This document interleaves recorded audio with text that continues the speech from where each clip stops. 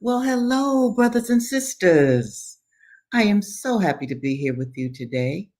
And I'd like to give a big shout out to my new subscribers. Thank you, thank you, thank you.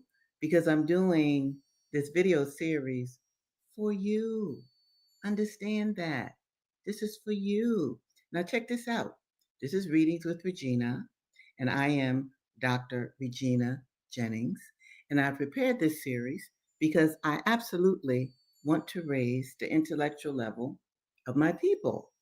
And today, I was given an article in the Financial Times about the fact that many Americans, in particular young Americans, their intellectual level has gone down. Why? Because of texting, right? Because of the media, the technology that so many of us are able to engage in. Now, technology is good. I'm not saying it's not, but even as a teacher, I have seen a decline in the mental capabilities of my students over time. So that gave me more impetus to be very pleased in creating this online series where, in fact, I am giving you a taste of the way that I teach and have taught in universities. So, again, this is Readings with Regina, and this episode is about insurrectionary Black women during enslavement, and it's in honor of Women's History Month. Now, the women that I'm going to tell you about would never have been celebrated in mainstream America, not at all.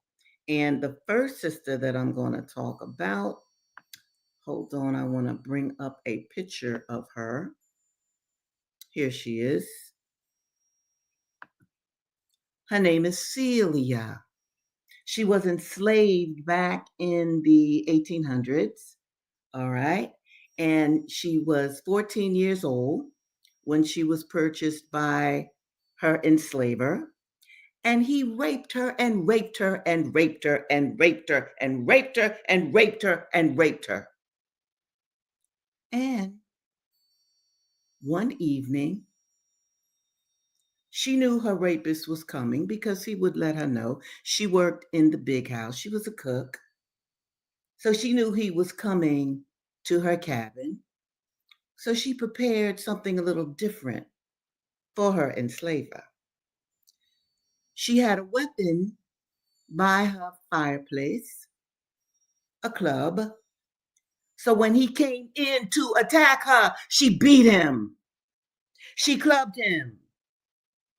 Yes, this little darling of a girl who had been raped repeatedly since she was 14. By the time she was 19, she had had enough. Enough. And of course, there were no laws to save her. There was no place she could go. And during that period, between her being 14 and her being 19, when she clubbed her enslaver to death, she had even gotten a husband, a brother that was on the same plantation with her. But that didn't matter to the enslaver. Oh, no. He kept right on raping this child. By the way, he was 50s, 53 years old, somewhere in there. And I also want to point out, before I leave this good sister, Celia, I also want to point out when President Thomas Jefferson met Sally Hemings was 14. And old Tom, like, he was in his 50s. So I just wanted you to know about this that took place in our country of America, and it was legal to do this. So, not only did Celia club her enslaver, her rapist. She took the body and put it in not her fireplace, but a fire pit that was on the plantation. Now, she was caught after a few days. She went on and confessed when the enslaver never returned to his home. And the courts, of course, found her guilty of first-degree murder. She did have a lawyer, but the jury disregarded the rapes and by the way, she was not only raped by the enslaver who purchased her, she was also raped repeatedly by his son. Okay, but that was nobody cared about that. And so she lost her life. She was hung in 1855. So that's Celia. And I implore you, send up a few prayers. This is Women's History Month. Send up a few prayers for Celia, okay? And there is a book out. I don't think I have a copy of the book. I don't think I saved one, but there is a book out on her complete story. So that's the good sister Celia. The next sister that I want to talk about is Frances Ellen Watkins Harper. She was quite a woman, and she was an abolitionist. In fact, she was a free Black woman, and she was an orphan. So for her to be free, that meant her mother must have been a free Black woman, but she never knew her mother. She certainly didn't know her father, okay? But because her mother was free, then she was a free Black woman during enslavement. She was born in 1825 and she died a natural death in 1911. She was one of the first Black female abolitionists. In fact, she might have been the very first, not one of the first, who went around the country preaching against slavery. And she was a poet. And I'm going to share some of her poetry at some point in this series with you because she used her voice as an instrument against the enslavement of her people. And listen, she was raised in a free Black school, but she was separated from her home country of Baltimore. I'm thinking about Fred Douglass in Baltimore at the moment. But anyway, because in 1850, when the Fugitive Slave Law was put into action, that meant that enslavers could go all over the country, free states, slave states, and grab their property. And a lot of free Black people were enslaved because of the Fugitive Slave Law. So she couldn't even return to her family in Baltimore in 1850 when that law was put into place. And as I talk to you about these women and about the legal system in the 19th century, I want you to also think about the legality of slavery because it was legal. It was okay. All right. So I want you to think about what it means to make and create laws. Okay.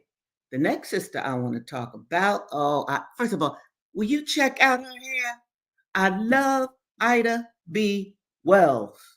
She was a bad sister. She was born in 1862 and she perished in 1931. And she is the first investigative journalist in America. Check this out. And what did she investigate? She investigated lynchings of Black men. Because, of course, during this period, right into the 20th century, I mean, you could lynch a Black man and it was cool. You didn't go to jail. You didn't get a fine. You didn't get anything. Okay. So she investigated the reasons for those lynchings because it was put out in the mainstream media that these Black men who were being lynched had raped white women. And she did an investigation into that myth, that deception, and discovered that many of these men were lynched because one, they might have opened up a business like some of her friends did and were doing well, and white men were jealous. Two, white women who fell in love with black men and seduced them and then would holler rape if they were caught. So when she printed those truisms, the white establishment went after her. And you know what she did? You know what this insurrectionary black woman did? She started carrying a gun. She said, if anybody look mess with her, she was going to fight back. So that's Ida B. Wells, and I wanted you to know about her because her story is just magnificent. Because she went on after legal slavery was abolished, she went on and became a suffragette. She was just a freedom fighter all throughout her life. And the last person I want to tell you about is a modern sister. Her name is Shirley Ann Williams, and she wrote a book called Dessa Rose. In fact, this novel is so wonderful. I'm going to share that novel with you throughout this series. I'm going to do it as soon as I can because you're going to fall in love with this novel. And Shirley Ann Williams, she's no longer with us, but what she did, she took two historical incidences that were true. This is what a good novelist does. She took two historical incidences that were true and she made them into a novel. And those historical incidences were this. One was in 1829 in Kentucky, a pregnant enslaved woman led a slave revolt against the slave traders. Can you imagine this? An enslaved pregnant woman led a slave revolt in 1829. At the same time, on another plantation in another geographical area, there was this white woman. She was an abolitionist and she lived alone. And what she did, she would, in fact, let enslaved runaways stay on her property. So, what Shirley Ann Williams did as a novelist, she took those two incidences and put them together. And she created one of the best books, truly, that I have ever read. And I'm going to share Dessa Rose with you very, very soon. Okay, let me see what I have here. All right. Oh, I have a, wait a minute. What's this? Oh, okay, Michael. Let me pull him up. Hey, Michael, thank you. Thank you for being here, hanging with me. Right on. Okay. So I also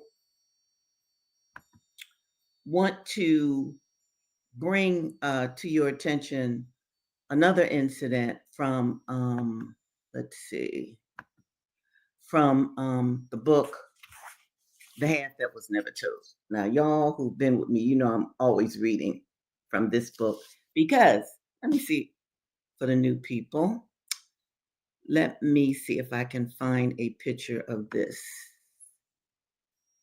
Okay. You know, I'm still learning. I'm not real fast with it yet. Here it is. The Half Has Never Been Told: Slavery and the Making of American Capitalism. Slavery and the Making of American Capitalism. I love reading this book. It's by Edward Baptiste because the history of Black people is so often just not being told. It's eliminated. You'll hear speakers get up and talk about, oh, how America was founded and, of course, the Native American genocide, not mentioned. The enslavement of the African, not mentioned. And This is why it is so important to go back into the foundational history of this country to really understand this country, and also to understand your present moment at this time in America. That is critical to know your history. So, this is why I created Readings with Regina, and this is also why I'm going to read just a little bit from Slavery, or the Half That Has Never Been Told, uh, uh, because what this historian does, he combines history also with personal narratives. And let me say again about what it means to read and to be read to. When you are read to, or you read a book yourself, it enhances your brain. Your brain makes all kinds of new neural connections within the brain. Now, if you have a healthy brain, a lot of times you'll also have a healthy body. Now, they're two separate things, but those organs talk to each other. Your heart talks with your brain, and your brain talks to your heart. And I've already told you that the experts of this, they're admitting it now, something I've known for quite some time. The American intellectual level is dropping. We cannot have that. We need smart, upstanding people to save this world, to make laws that make sense, okay? And to enhance this planet that we were sent to, because we were. We were sent here. Now, whoever sent us, I'm not going to get into that. I'm not sure, but we certainly were sent here. And it's a lot going on today. I'm not going into that. I'm staying within the slavery period for now. But it's a lot going on today where laws need to be challenged. All right, I'm going to read just a little bit of this. Okay. Another incident even became something of a media scandal. Now we're talking about the 18th century. In the 19th century. In the early 19th century, Americans were redefining the role of women, arguing that mothers needed to teach their sons the principles of self-sacrifice if the young men were to grow up to be virtuous citizens of the young republic. In December 1815, an enslaved woman named Anna dramatized the way in which slavery's expansion did not allow her to do that. Sold to a Georgia man, separated from her husband and all but two of her children, she had been locked in a third-floor room at George Miller's Tavern on F Street in Washington, D.C. And let me mention something to you. Bars and taverns, those businesses were used to house enslaved people who were going to go to market, to auction, to be sold. Squeezing through a garret window, she was either trying to escape or jumping from despair. Whichever it was, gravity took over and Anna fell 25 feet, breaking her spine and both arms. Dragged into a bed, she said before dying, quote, "I am sorry now that I did it. They have carried away my children off to Carolina." She could not stand that grief. So this woman took her life, separated from her husband and other children. This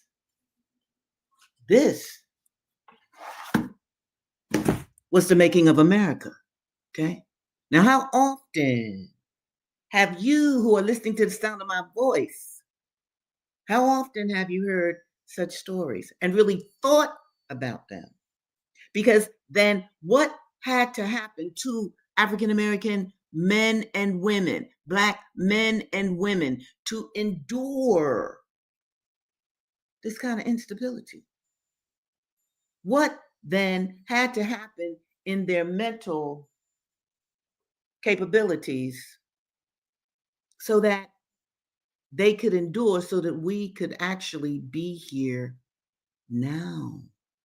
So I'm going to read again from Blake. Let me show you Blake. All right. This is Blake or the Huts of America. And I'm going to tell you why this book is so important, because it's written by Martin Delany. This is a novel. It was a serial episodic piece that was in the Anglo-American magazine in the 1800s. And now it's in novel form. And even before I start reading, let me tell you this. Do you know why Blake is now published in book form? That's because we insisted on Black studies in the 1960s and 70s. We insisted. Do you understand that? We protested. We did all kinds of demonstrations for Black studies. So once we did that, Black books had to be republished. This book, and it wasn't even a book, like I said, it was in a magazine. It lay dormant for many years, for decades, until Black people took action, Black people and their friends. So it's now in book form. This is Blake. Now, why I want to read a little bit from Blake is because the character Blake was an insurrectionist. His owners had sold his wife away while they sent him away on business. He thought that he was taking care of business for his master, Colonel Franks. He returned to Natchez, Mississippi, and his wife was gone. His wife was gone. So this encouraged Blake to take an even deeper look at the horrors of bondage. And he said, I'm going to figure out a way to strike a blow against slavery. Now, I read some of this the last episode that I did, but I want to read this part again, because Blake has gotten with two other brothers on another plantation, and he's telling them a secret plan that he developed to eradicate the enslavement of Black people. Now, as I said previously in a previous episode, Blake does not come out right and say, we're going to do this, this, this, and this. No. Martin Delany made this character speak in metaphor. Okay? And I posed to you in my last episode, I wanted you to think about the metaphoric language that Martin Delany used to share what his plot was to eradicate Black bondage. So I'm going to read this again because, see, I want y'all to think about these metaphors. I want you to think about them, and I want you to let me know what it is that you come up with. And even if, hold on, let me show this particular banner. Even if you can't come up with anything during this session here today, come to my website and let me know what it is that you have figured out. Now, check this out. This is Blake's plan to eradicate slavery. He said, it is so simple. It is like the trees of the forest or an orchard, they illustrate it. Flocks of birds or domestic cattle, they illustrate it. Fields of corn, hemp, or sugar cane, tobacco, rice, or cotton. The whistling of the wind, rustling of the leaves, flashing of lightning, roaring of thunder, and running of streams all keep it constantly before their eyes and in their memory so that they can't forget it. If they would, I want you to think about that.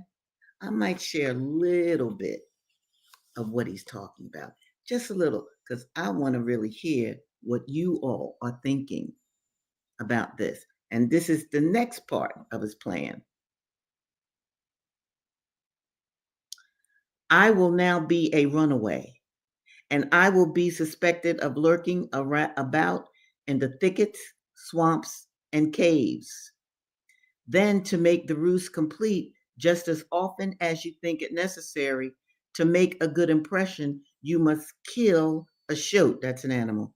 Take a lamb, pig, turkey, goose, chickens, ham of bacon from the smokehouse, a loaf of bread or a crock of butter from the springhouse, and throw them down into the old waste well at the back of the old quarters, always leaving the heads of the fowls lying about and the blood of the larger animals.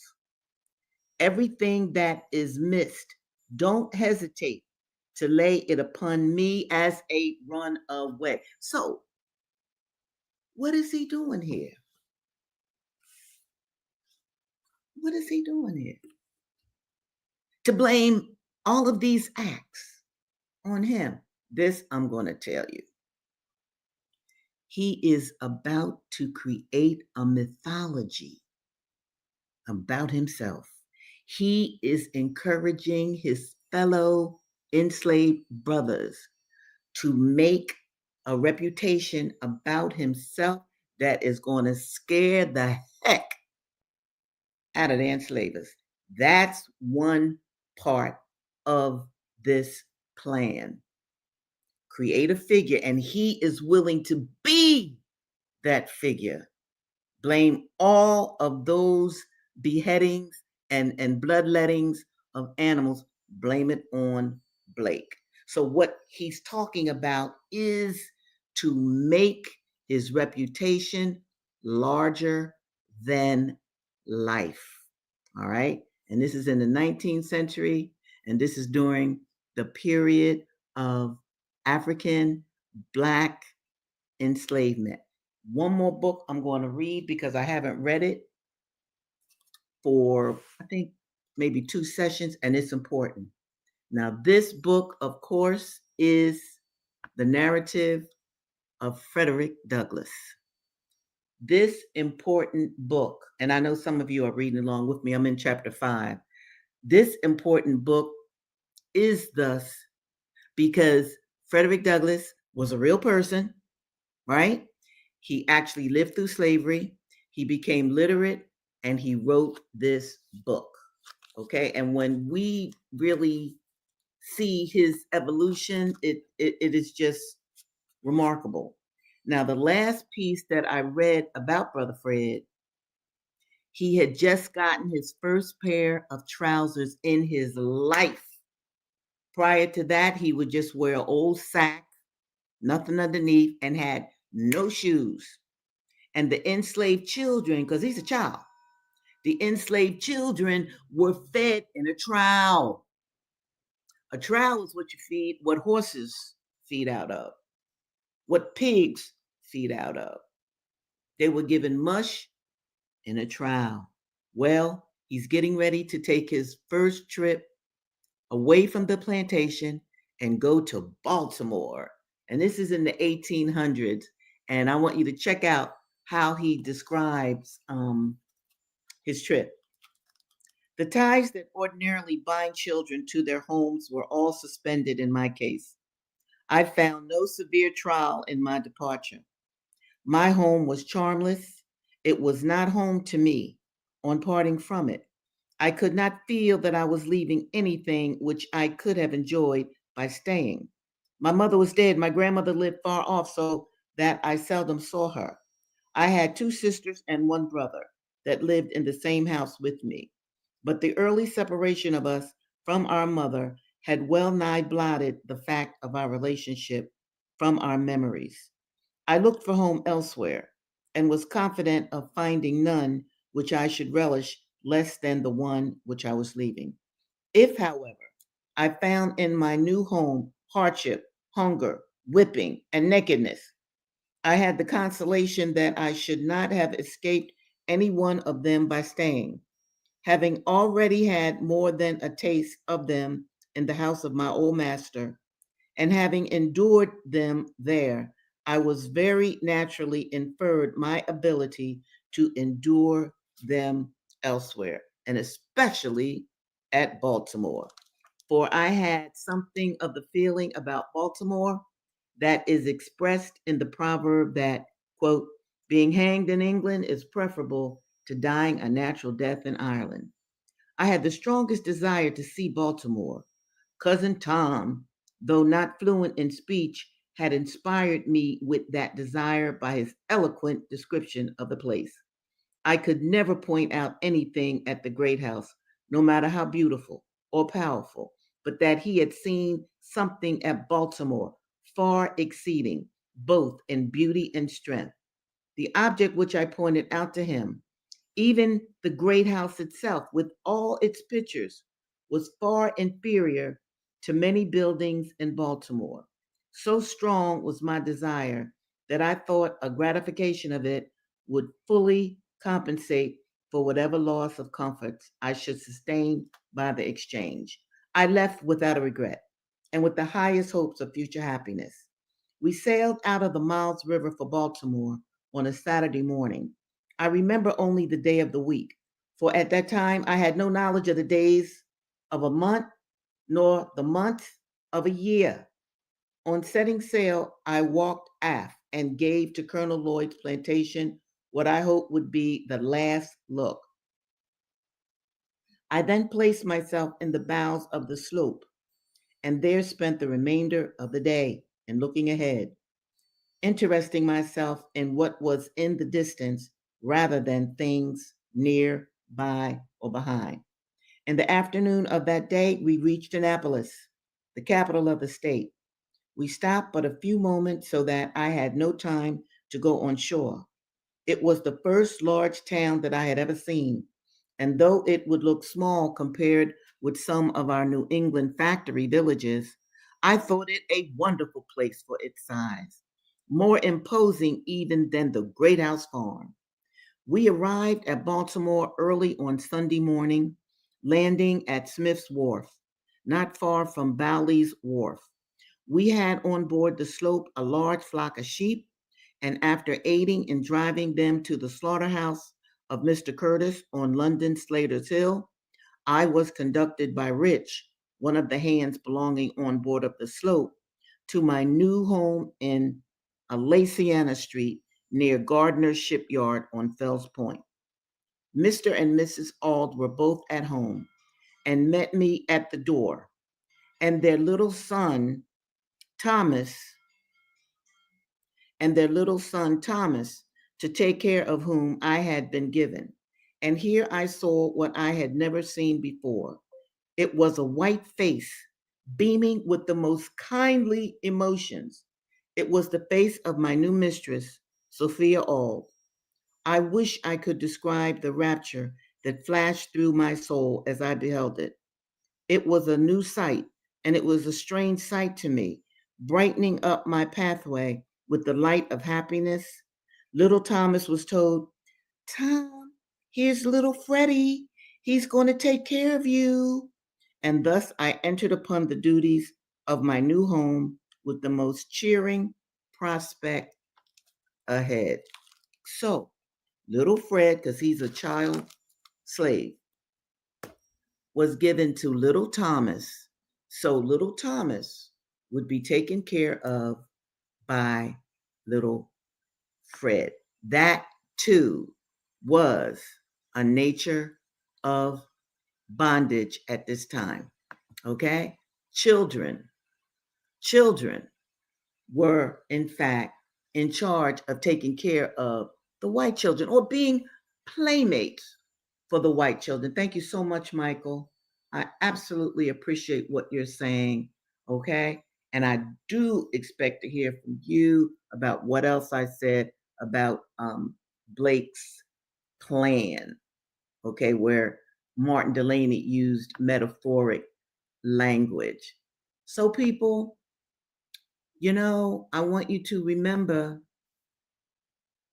that this life that we are living, this time that we have on earth, I'm not, okay, I was getting ready to say don't waste it. I know you're not wasting your life, but I do want you to learn as much as you possibly can. That is key. It's key for your own health, and it's key for your children, and it is key for the future.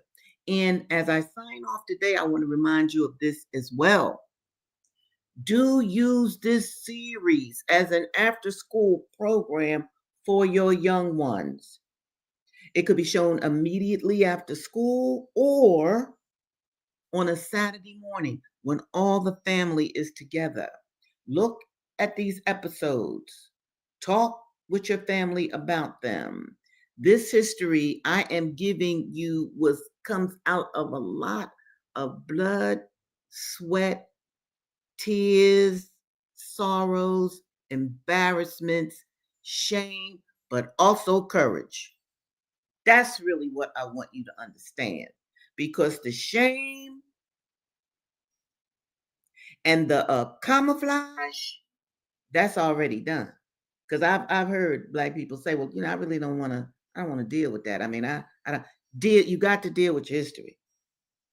You got to deal with your history.